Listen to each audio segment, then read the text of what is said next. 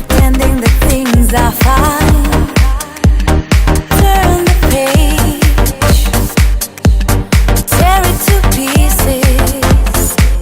Do what your heart pleases. This bird has left its cage. If only you could see my pain, I would not be crying. There'd be no denying.